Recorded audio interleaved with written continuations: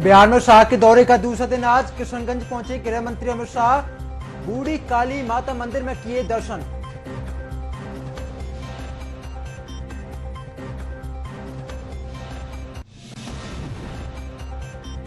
सात दिन से लापता अंकिता का मिला शव। ऋषिकेश में चीला नहर के पास मिला शव। 18 सितंबर से गायब थी अंकिता। रिजॉर्ट मालिक समेत 3 लोग गिरफ्तार।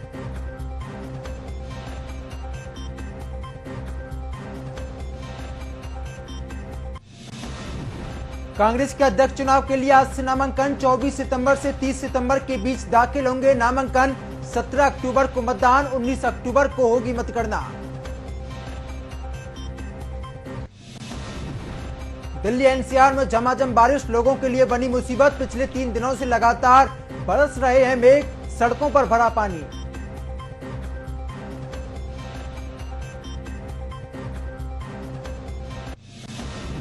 भारत ऑस्ट्रेलिया के बीच खेले गए दूसरी टी20 में रोहित और दिनेश कार्तिक का तूफान। टीम इंडिया ने 6 विकेट से जीता मुकाबला। पटेल ने झटके 3 विकेट तो बुमराह के नाम रही 1 विकेट।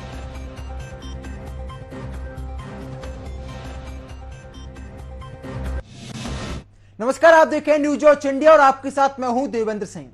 बुलेटिन का आगाज करेंगे एक बड़ी खबर के साथ। बड़ी खबर है यूपी की राजधानी लखनऊ से, जहां पर पीएफआई को लेकर प्रदेश में एटीएस की छापेमारी जारी है। बड़ी खबर आपको बताई जा रही है, मेरठ और वाराणसी से पीएफआई के 6 सदस्य गिरफ्तार किए गए हैं। आरोपियों के पास से आपत्तिजनक चीजें बरामद की गई हैं। आपत्तिजनक साहित्य और अन्य चीजें बरामद किए गए हैं। और साथ ही यहाँ पर मोहम्मद शादाब, अजीब कासमी, मौलाना साजिद को गिरफ्तार किया गया है। पीएफआई से जुड़े हैं इन सभी के तार। बड़ी खबर आपको बताई जा रही है, देश विरोधी गतिविधि कानून के तहत इनकी गिरफ्तारी की गई है। यानी कि यहाँ पर एक बड़ी जानकारी आपको दी जा रही है।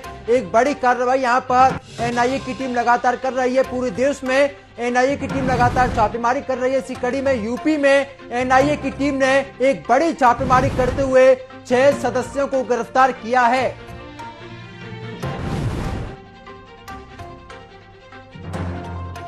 तो आरोपियों के पास से आपत्तिजनक चीजें बरामद की गई हैं और साथ ही इस पूरे मामले की जांच पड़ताल की जा रही है। आरोपियों से लगातार पूछताछ की जा रही है। बड़ी खबर आपको बताई जा रही है इस समय की।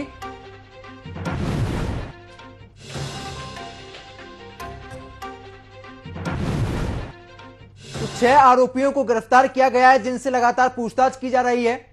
अब पूछताछ में क्या कुछ खुलासा होता है, ये वक्त बताएगा।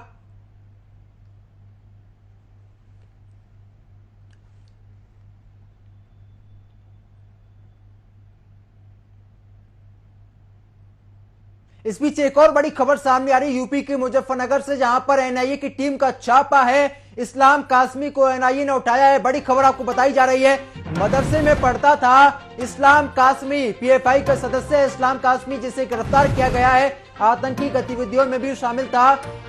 और फुगाना के जोगिया खेड़ा में छापेमारी की गई है। बड़ी खबर आपको बताई जा रही है इस समय की। तो पीएफआई का सदस्य इस्लाम कासमी, जिसे गिरफ्तार किया गया है और आतंकी गतिविधियों में शामिल था। बड़ी जानकारी आपको दी जा रही है, फुगाना के जोगिया खेड़ा में छापेमारी की गई है। ये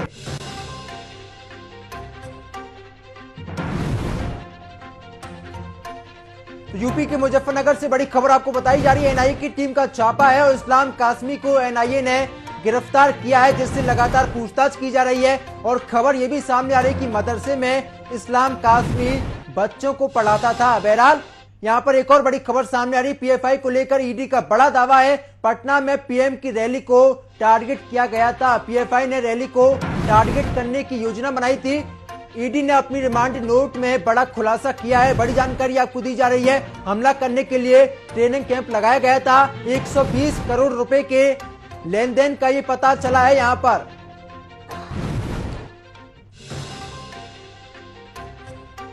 और पीएफआई को लेकर आपको बता दें कि उत्तर प्रदेश में लगातार एटीएस की छापेमारी जारी है। मेरठ और वाराणसी से पीएफआई के 6 सदस्यों को गिरफ्तार किया गया है, जिनसे लगातार पूछताछ की जा रही है।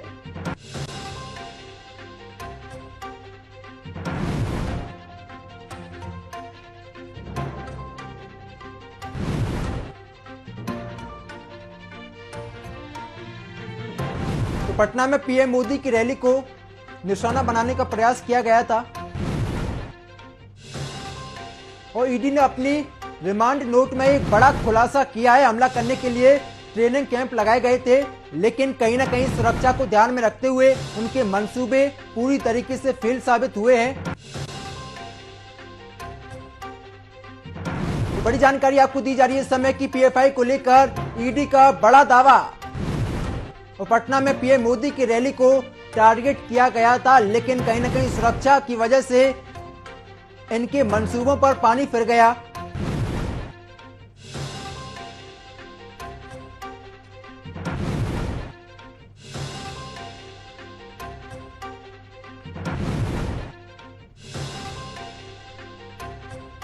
तो इस समय की बड़ी खबर आपको बताई जा रही है, बड़ी खबर आपको दे रहे हैं।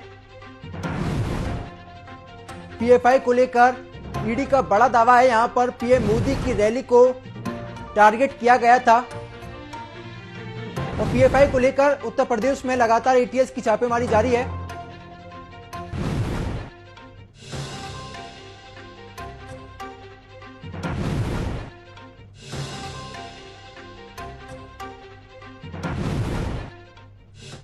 तो इसी खबर पर ज्यादा जानकारी के साथ मेरी सहयोगी मनोबा चौहान मेरठ से जुड़े हुए, शुभम पांडे लखनऊ से और साथ ही तस्लीम राणा मुजफ्फरनगर से मेरे साथ जुड़े हुए हैं। सबसे पहला सवाल मुनव्वर आपसे ही रहने वाला है। मेरठ में यहाँ पर लगातार एक बड़ी कार्रवाई की गई है, करीब यहाँ पर 6 आरोपियों को गिरफ्तार किया गया है। आपके पास क्या कुछ अपडेट? देखिए, पूरे देश भर में पीएफआई के खिलाफ ये अभियान जारी है। यहाँ यूपी में ही जो पीएफआई के सदस्य हैं, 6 सदस्य पकड़े गए हैं, एटीएस ने कार्रवाई की है। सबसे पहले मैं थोड़ा सा इस पर विस्तार से बताने की कोशिश करता हूँ। कोविड से पहले एक एनआरसी सीए का प्रकरण था। इसमें PFI popular front of India और SDPI democratic party of India, इन दोनों के सदस्यों ने अहम भूमिका निभाई थी। यहाँ तक कि इन पर आरोप लगे थे, इन्होंने लोगों को उग्र करने के लिए पोस्टर लगाए थे और बड़ी तादाद में हथियार मुहैया कराने का भी इन पर आरोप था। लेकिन इस बीच कोविड आ गया और कोविड आने के बाद ये तमाम जो कार्रवाई थी वो ठंडे बस्ते में चली गई। सरकार ने इनके खिलाफ कोई कार्रवाई नहीं की। हालांकि पोस्टर चस्पा किए गए और ये बताया गया कि ये लोग आरोपी हैं जिन्होंने जो प्रदर्शन हुए उसमें अहम भूमिका निभाई। खासतौर से मेरठ की अगर बात करो तो मेरठ में कई लोगों ने अपनी प्रदर्शनों में जान दी। लेकिन अब क्योंकि गृह मंत्री के आदेशों पर पीएम का जो अभियान है वो लगातार जारी है। लगातार मेरठ, वाराणसी, मुजफ्फरनगर, प्रदेश के अलग अलग जिलों में एटीएस लगातार कार्रवाई कर रही है। मुजफ्फरनगर से एक शख्स को पकड़ा गया है। मेरठ में एक मुनीर नाम के शख्स की धरपकड़ के लिए हुई है। अब पर मुनीर पर आरोप है और लगातार मुहैया कराने में भी सहयोग करता है। जी, कई राज खुल सकते हैं, लेकिन अभी जो मुजफ्फरनगर से गिरफ्तारी हुई है उस पर आरोप है कि वो मदरसे में पढ़ाता था। लेकिन इसके अलावा एक नदवी गिरफ्तार हुआ है पूरब से, उस पर आरोप है कि वो लोगों को उनका ब्रेन वॉश करता था, मुस्लिम युवकों को पीएफआई में एंटर कराता था और खासतौर से यूट्यूब चैनल के माध्यम से वो ब्रेन वॉश करने का काम करता था। ऐसे में फंडिंग का भी बड़ा आरोप है। उनके पास से क्या कुछ बरामद किया गया है? अगर हम बात करते हैं यहाँ पर छापेमारी के दौरान क्या कुछ बरामद हुआ है? अभी तक कोई ऑफिशियल बयान सामने आ पाया है? देखिए, ये जो 6 गिरफ्तारियां अभी तक बताई जा रही हैं पूरब में और पश्चिम में, अभी किसी तरीके का एटीएस के किसी अधिकारी का कोई बयान सामने नहीं आया है और इनसे संदिग्ध कुछ वस्तुएं बरामद की गई हैं, बताई जा रही हैं। लेकिन जब तक आधिकारिक बयान नहीं आता, ये कहना जल्दबाजी होगा कि आखिर क्या चीज बरामद हुई है और क्या नहीं हुई है। लेकिन मैं इतना जरूर बताऊंगा, कोविड से पहले बड़े पैमाने पर खासतौर मेरठ में ही कई अकाउंट्स को खंगाला गया जो एसडीपीआई के और पीएफआई के थे, जिनमें फंडिंग की बात सामने आई थी। लेकिन कोविड के लगते ही वो जांचें ठंडे बस्ते में चली गई, जिसके चलते वो जांचें नहीं हो पाई। लेकिन एक बार फिर जो है एटीएस से लेकर यूपी एटीएस और उत्तर प्रदेश की तमाम जो पुलिस है और जो हिडन टीमें बनाई गई हैं वो काम कर रही हैं और लगातार ऐसे लोगों को गिरफ्तार कर रही है जो संदिग्ध है, उनसे पूछताछ की रही है। मेरठ में भी लगातार कई लोगों से उठा करके पूछताछ की गई है। इसके अलावा मुजफ्फरनगर है और तमाम आसपास के जिले हैं जहां अब इन लोगों को उठाया जा रहा है, पूछताछ की जा रही है। मेरठ में ही एसडीपीआई और पीएफआई का फैशन नगर में दफ्तर हुआ करता था, वहां पर भी बड़े स्तर पर छापेमारी हुई। तमाम जो अकाउंट थे उनको सीज किया गया और उनकी जांच चल रही है। हालांकि अभी जांच में क्या कुछ निकला है ये अभी तक भी आधिकारिक पुष्टि नहीं आई है, क्योंकि 2 साल बीत चुके हैं, कोविड भी लगभग खत्म हो चुका है। ऐसे में अब इनके खिलाफ कार्रवाई अभी रही है। जो है और एसडीपीआई है लोग मुस्लिम युवाओं को बरगलाकर उनका ब्रेन वॉश करके एंटर कराती थी और कई खराब गतिविधियों में उनका इस्तेमाल करती थी, जिसके चलते वो गलत राह पे चल जाते थे। लेकिन अब चूंकि देखा ही जा रहा है कि मदरसे से किसी शख्स को गिरफ्तार किया गया है, तो ऐसे में पहले भी मदरसों की जांच की बात की जा रही थी और अब ये और बात पुख्ता हो जाती है कि मदरसों की जांच होना इसलिए लाजमी है क्योंकि मदरसों में इस तरह की गतिविधि अगर होती है तो एक समाज के धर्मगुरु, तमाम जो धर्मगुरु बदनाम होते हैं और तमाम वो चीजें बदनाम होती हैं जहां धार्मिक शिक्षा ली जाती है। तो एक मछली पूरे तालाब को गंदा कर देती है। इस तरह के आरोप तो पहले लगते ही थे, लेकिन बिल्कुल बिल्कुल, मैं लौटूंगा आपके पास। मेरे साथ शुभम पांडे जुड़े हुए लखनऊ से। शुभम, अगर हम बात करते हैं प्रदेश की राजधानी लखनऊ में क्या कुछ अपडेट है, यहाँ पर कितने लोगों के खिलाफ कार्रवाई की गई है, कितने लोगों को गिरफ्तार किया गया है और साथ ही यहाँ पर क्या कुछ बरामद किया गया है?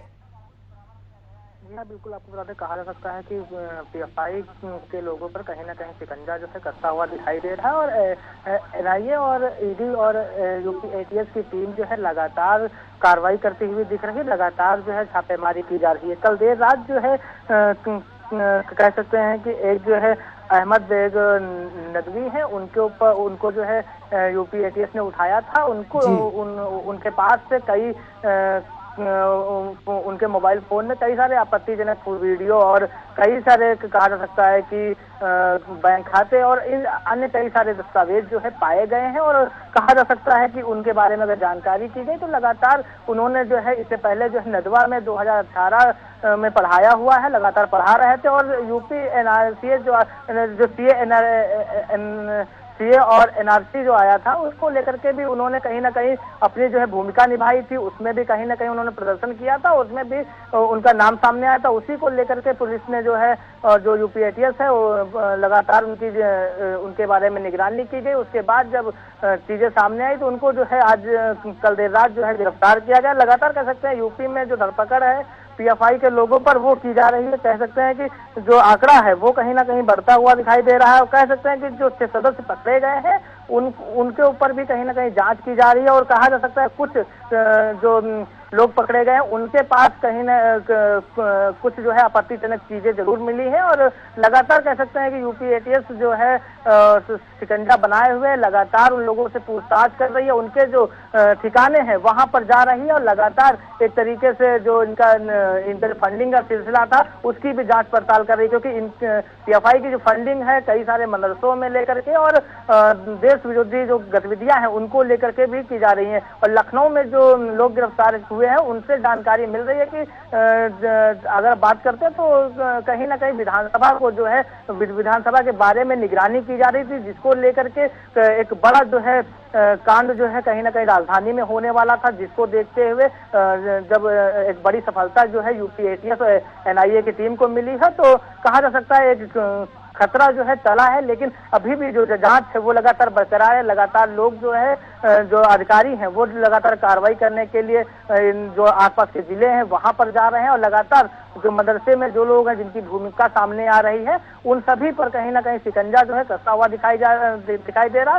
कह सकते हैं कि जिस तरीके से पूरे देश में जो पीएफआई को लेकर के जो एक कार्रवाई चल रही है, एक बड़ी कार्रवाई कही जा सकती है और जिस तरीके से जो सीए एनआरसीए में जो जिनके नाम सामने आए थे और लगातार कहीं ना कहीं पीएफआई के लोगों के भी नाम जुड़े हुए थे, उसी के बाद सभी के नाम जो है चिन्हित करके जो है सभी के ऊपर कार्रवाई की जा रही है। जी बिल्कुल, मेरे साथ तस्लीम राणा जुड़े हुए मुजफ्फरनगर से।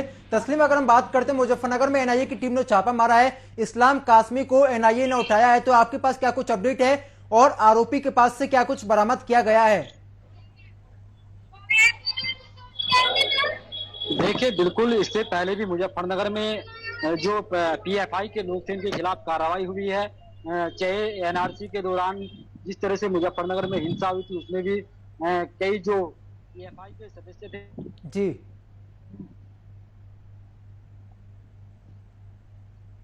ने एक युवक को गिरफ्तार किया है जो फुगाना थाना क्षेत्र के जोगेखेड़ा गांव का रहने वाला है और वहीं के एक मदरसे में शिक्षा देने का काम करता था, यानी बच्चों को पढ़ाता था। उसको गिरफ्तार किया गया है। हालांकि अभी तक ये पुष्टि नहीं हो पाई है उससे क्या क्या बरामद हुआ है और क्या पूरी तरह से उसके जो संबंध है वो पीएफआई के लोगों से हैं। हालांकि यही अंदेशा भी जताया जा रहा है कि जिस युवक को एनआईए ने गिरफ्तार किया है उस युवक के जो संबंध है वो पीएफआई के लोगों से हैं। इसी अंदेशे को लेकर उसको एनआईए ने उठाया। हालांकि यहाँ की जो स्थानीय पुलिस है उसको इस बात की पूरी तरह से जानकारी नहीं है। एनआईए एनआईए ने उसको कल गिरफ्तार किया है। गिरफ्तारी के बाद अभी तक ये पुष्टि नहीं हो पाई है कि उससे क्या क्या बरामद हुआ है, और पूरी तरह से ये भी पुष्टि अभी तक नहीं हो पाई है क्या पूरी तरह से इसके संबंध पीएफआई से जुड़े हैं या नहीं जुड़े हैं। हालांकि अंदेशा यही जताया जा रहा है कि जो कासमी नाम का ये युवक था, ये पॉपुलर फ्रंट ऑफ इंडिया से जुड़ा है। जी, तो मनब्बा चौहान के साथ मेरठ से जोड़ू। मनब्बा, अगर हम बात करते हैं मेरठ में, तो मेरठ में लगातार कार्रवाई की जा रही है। करीब यहाँ पर 6 लोगों को गिरफ्तार किया गया है। तो अभी ये कितने घंटे और कार्रवाई चलेगी? देखिए, घंटों को तो नहीं कह सकते, लेकिन इतना जरूर है जब तक ये लोग नहीं पकड़े जाएंगे तब तक ये कार्रवाई चलती रहेगी। पूरे देश भर में कार्रवाई है, क्योंकि पॉपुलर फ्रंट ऑफ इंडिया का नाम सीए और एनआरसी के प्रकरण में आया था, और सीए एनआरसी में मेरठ की खास बात की जाए तो 6 लोगों की मृत्यु हो चुकी थी, और popular front of India SDPI के करीब 24 लोगों को पुलिस ने पकड़कर जेल भेजा था। और इस पूरे मामले में इनके अकाउंट से उनकी जांच की गई थी, लेकिन यहाँ पर जो इनके जिला अध्यक्ष पीएफआई के मुफ्ती शहजाद, उनको भी गिरफ्तार किया गया था। सबसे लोग जेल में है। हालांकि अभी जो लोग फरार थे, जो फरार हो गए थे, उनकी धरपकड़ के प्रयास हैं। खास मेरठ से ही बताया जाता है कि करीब 2 लोगों को पूछताछ के लिए उठाया गया है, और वेस्ट से 6 लोगों को, 7 लोगों को पूछताछ से उठाया गया है। लेकिन कौन पीएफआई से जुड़ा है, कौन एसडीपीआई से जुड़ा है, ये पुष्टि होने के बाद ही किसी प्रकार की ऑफिशियल घोषणा होगी। अभी तक ऑफिशियल घोषणा हुई है, क्योंकि जो भी पीएफआई से जुड़ेगा साफ तौर पर उसको जेल जाना होगा। ऐसे में सरकार और सिस्टम ये नहीं चाहता कि कोई बेकसूर जेल में जाए, कोई बेकसूर किसी के गुनाह का बिल्कुल जेल में चला जाए। ऐसे में तमाम चीजों को देख रही है टीएफ और छानबीन कर रही है। छानबीन के बाद ही इन लोगों को जेल भेजा जाएगा। फिलहाल पूछताछ जारी है और देश भर में लगातार टीमें लगी हुई है। खासतौर से मेरठ और आसपास में ही करीब 6 टीमें लगाई गई हैं। एटीएस यहाँ शामली, मुजफ्फरनगर, बुलंदशहर, मेरठ, बागपत, इन तमाम एसयूपी के इलाकों में छानबीन कर रही है और लगातार बनी हुई है। अकेला एक मेरठ का मुनीर, जिसका नाम सामने आ चुका है, इसको तलाश करने के लिए पुलिस ने छापेमारी की थी। साथ ही डेलीगेट थाना क्षेत्र में पूरी छापेमारी हुई, लेकिन वो आरोपी फरार हो गया। पुलिस को सूचना मिली थी कि डिलीवरी कराने के लिए आया है, लेकिन जब डिलीवरी को सूचना मिली, लेकिन वो आरोपी फरार हो गया। हालांकि उसकी पत्नी को बेटा हुआ है, ये बात भी पुलिस है। पुलिस जल्द से जल्द ऐसे लोगों को गिरफ्तार करने की बात कर रही है। एटीएस लगातार लगी हुई है। पश्चिम उत्तर प्रदेश में जो कितनी गिरफ्तारी होंगी ये भविष्य के गर्भ में है, लेकिन इस तरीके से देश की पूरी कह सकते हैं बॉडी, सरकार और सिस्टम ऐसे लोगों के खात्मे के लिए लगी हुई है, ऐसे लोगों को चिन्हित करने में लगी हुई है। तो ये कार्रवाई जाहिर तौर पर लंबे समय तक चल सकती है। जी बिल्कुल, कोविड ने कार्रवाई चलती रहेगी। अगर हम बात करते हैं, जो पीएफआई है, इनके निशाने पर पीएम मोदी भी थे, लेकिन पटना में पीएम मोदी की जो रैली होनी थी, पीएफआई के निशाने पर पीएम मोदी की रैली थी, लेकिन यहाँ पर जो पीएफआई के जो मंसूबे थे उन पर पूरी तरीके से पानी फेर दिया गया है। तो यानी कि साफ तौर पर संदेश जाता है कि जो पीएफआई है, इसके निशाने पर बड़ी बड़ी हस्तियां, बड़े बड़े नेता थे। देखिए, popular front of India, democratic party of India, ये 2 ऐसी पार्टी हैं जो लगभग मेरे हिसाब से प्रतिबंध है, और इनके लोगों को कहीं ना कहीं आतंक के जो आतंक लोग होते हैं उनकी निगाह से दिखा जाता है, और कई नेताओं को निशाने पर ले चुके हैं, लेने की कोशिश करते हैं, योजनाएं बनाते हैं, और कई आरएसएस के नेता रहे जिनमें लोग पकड़े गए। हालांकि प्रधानमंत्री के लिए भी ऐसी बात निकल कर आई। बताया जाता है कि लोग धार्मिक स्थलों पर करते हैं और बाकायदा हथियार चलाने की ट्रेनिंग देते हैं, ऐसी बात कही जाती है, लेकिन अभी प्रमाण नहीं मिले, वो बात अलग है। तो ऐसे में अगर इनको ट्रेनिंग दी जा रही है, जाहिर तौर पर किसी न किसी या फिर किसी को डराने, धमकाने, मारने के लिए ट्रेनिंग दी जाती होंगी, तो जाहिर तौर पर देश के बड़े लोग जो कोई फैसला लेते हैं, जिनके फैसलों के बाद देश में कई परिणाम सामने आते, तो हो सकता है उनको टारगेट करता हो, क्योंकि आम आदमी को मारकर पीटकर उससे होगा क्या, ये लोग खास आदमी को निशाना बनाते हैं और इसीलिए काम करते हैं।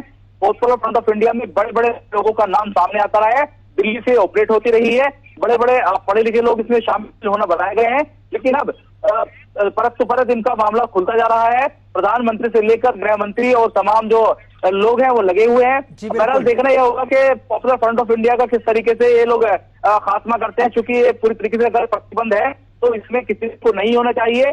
देखा जाता था कि शांति मार्चों में ये लोग शामिल होते थे।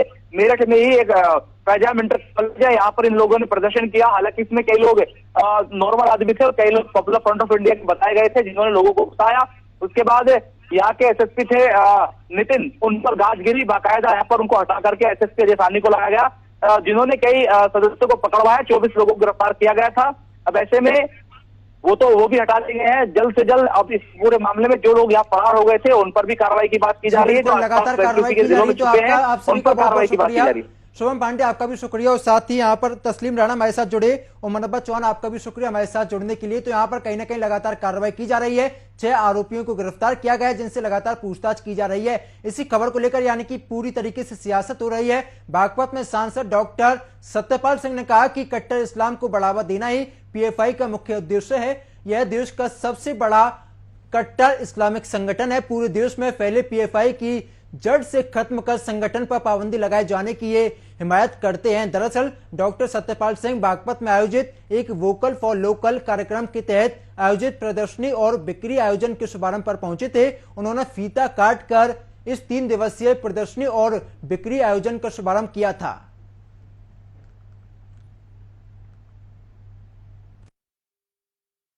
देखिए, सबसे पहले मैं कहना चाहता हूं, PFI popular front of India इस देश के अंदर एक इस्लामिक कट्टर जो है एक संगठन रहा है। इन लोगों का जो उद्देश्य है वो अपने इस्लाम को बढ़ाने के लिए और देश विघातक कार्रवाई में लोग सम्मिलित रहे हैं। पहली बार ऐसा हुआ है कि पूरे देश के स्तर पर 11 राज्यों के अंदर जो है जगह जगह छापेमारी हुई है। 100 से ज़्यादा लोगों को जो है गिरफ्तार किया जा चुका है, और इसके लिए इस व्यापक अब उसका अभियान के लिए मैं जो इस देश के यशस्वी हमारे गृह मंत्री हैं आज अपने श्री अमित शाह जी, उनका भी मैं धन्यवाद करता हूं कि हमारे एनआईए, हमारे ईडी और राज्यों की जो पुलिस है, इन सब ने मिलकर के ये कार्रवाई की है। लोगों की डिमांड है, लोगों की मांग है कि ये पीएफआई जैसे संगठनों पर जो है पाबंदी। तो इस बीच एक बड़ी खबर सामने, यूपी की राजधानी लखनऊ से बड़ी खबर है, जहां पर न्यूज वॉच इंडिया की खबर का बड़ा असर हुआ है। अवैध खनन मामले में एसडीएम का तबादला किया गया है। अवैध खनन के दौरान किसान की मौत हुई थी और खबर दिखाए जाने के बाद एसडीएम साहब का तबादला किया गया है। बड़ी जानकारी आपको दी जा रही है, जहां पर आपके अपने चैनल न्यूज वॉच इंडिया की खबर का बड़ा असर हुआ है। खबर दिखाए जाने के बाद एक बड़ी कार्रवाई की गई है, एसडीएम साहब का तबादला किया गया है। बड़ी जानकारी आपको दी जा रही है, जहां पर न्यूज वॉच इंडिया की खबर का बड़ा असर हुआ।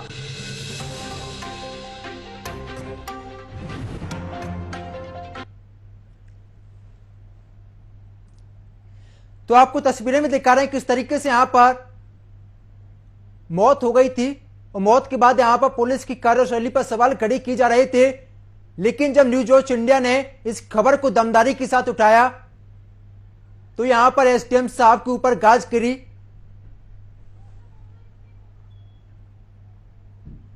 परिजनों का यह आरोप है कि पुलिस कार्रवाई नहीं करती है, आराम करती है।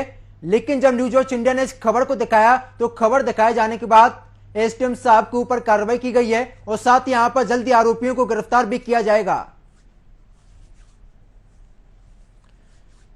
तो प्रदेश की राजधानी में अवैध खनन जोरों पर है, पुलिस पर लापरवाही के आरोप लग रहे हैं। लेकिन यहां पर एसडीएम साहब के ऊपर एक बड़ी कार्रवाई की गई है, क्योंकि पुलिस के ऊपर यह आरोप लगा था कि पुलिस ने परिजनों की बात नहीं मानी है, पुलिस ने कोई भी आरोपियों के खिलाफ कार्रवाई नहीं की है। जिसको देखते हुए आपके अपने चैनल यानी कि न्यूज वॉच इंडिया ने इस खबर को दमदारी के साथ दिखाया, और खबर दिखाए जाने के बाद एसडीएम साहब के ऊपर कार्रवाई की गई है।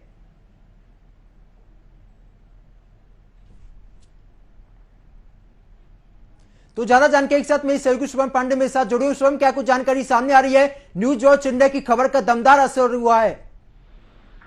जी आप बिल्कुल कह सकते हैं कि खनन माफियाओं के जो हौसले हैं वो कहीं ना कहीं बढ़ते हुए और बुलंद दिखाई दे रहे हैं। साफ कहा जा सकता है जिस तरीके से जो एक किसान की जो है मौत हो गई है, एक सवाल खड़ा होता है कि आखिरकार प्रशासन जो है किस तरीके से काम कर रहा है कि बिना किसी परमिशन के अवैध खनन किया जा रहा है। उसके बावजूद जो है प्रशासन को भनक नहीं लगती है, और एक किसान को जो है सड़क पर रौंद दिया जाता है।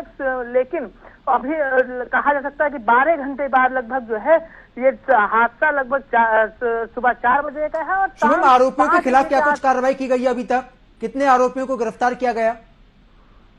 जी हाँ बिल्कुल, आपको कह सकते हैं कि जो किसान की मौत हुई है उसके परिजनों ने काफी हंगामा किया। उसके बाद वहां पर एसडीएम महोदय पहुंचे थे। उनके पहुंचने के बाद लगभग 12 घंटे बाद जो है मुकदमा दर्ज किया गया। कहा जा सकता है कि 12 घंटा जो है गुलंबा पुलिस को मुकदमा दर्ज करने में लगता है, तो सवाल खड़ा करता है कि आखिरकार खनन माफियाओं के साथ किस तरीके की अधिकारियों की साठगांठ है, और जो पुलिस इंस्पेक्टर है उनको कहीं ना कहीं हर मामले की भनक होती है, जिसकी वजह से एक बड़ा हादसा हो जाता है और उनके पास जो है रिपोर्ट दर्ज करने तक का समय नहीं होता है। जाहिर सी बात है, जब आला अफसर जो है उसमें संज्ञान लेते हैं तब जा करके एक मामले को पंजीकृत किया जाता है। जाहिर सी बात है, खनन माफियाओं के साथ कहीं ना कहीं जो अधिकारी हैं उनकी भी साठगांठ थी। जानकारी के मुताबिक निकल कर आ रहा है कि एसडीएम महोदय देर रात जो है खनन को अवैध खनन की खबर पाने पर वहां पर पकड़ने के लिए गए थे और दबिश देने पहुंचे थे। उसी के बाद उनको खबर जो है किसी मुखबिर से, कह सकते हैं कि उनकी साठगांठ जो है खनन माफियाओं के ऊंचे लोगों से होती है, तो शायद उनको जानकारी हो गई थी, जिसके बाद वहां से उन्होंने जो खनन माफिया है उन्होंने अपने गाड़ियों को लाइट बंद करके वहां से भगाया और एसडीएम के चंगुल से बच गए। सीधी सी बात है, वहां पर जब एसडीएम के चंगुल से निकले और उसी बीच जो है जेसीबी से किसान को रौंद दिया और बड़ा हादसा जो है सामने आया।